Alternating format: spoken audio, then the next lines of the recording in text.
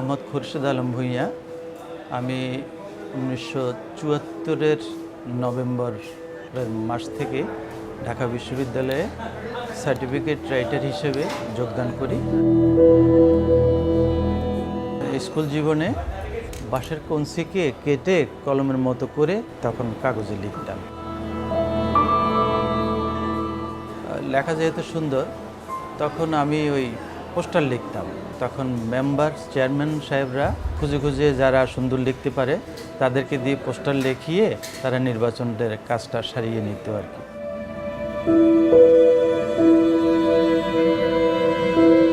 চুয়াত্তরের দুর্ভিক্ষের কথা আমার মতো মানুষেরা হাড়ে হাড়ে টের পেয়েছে, বুঝতে পেরেছে যে তখন কী অভাব ছিল।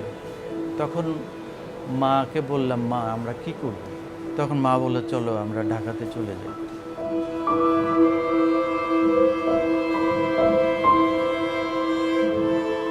তবে আমি লিখতে লিখতে আসলে এই পর্যায়ে চলে এসেছি। তো সেই হিসেবে আমার খুব গর্ববোধ হয় যে আমি অন্তত নিজের না হোক, আমি আমার দেশের জনগণের সার্টিফিকেট, ভালো ভালো শিক্ষার্থীদের আমি সার্টিফিকেট লিখতে পারতেছি, আমার লেখা যাচ্ছে তাদের কাছে।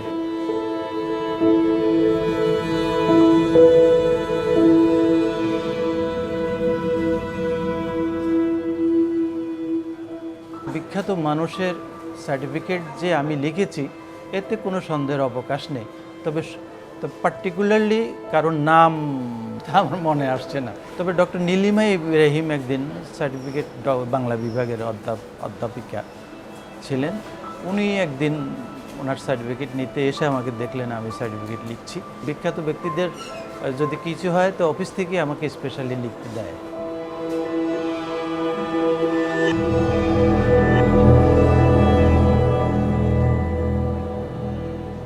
এখন মানুষ কম্পিউটার প্রযুক্তির দিকে মানুষ এগিয়ে যাচ্ছে। কম্পিউটার দিয়ে সার্টিফিকেট লেখানো হচ্ছে অনেক প্রতিষ্ঠানে।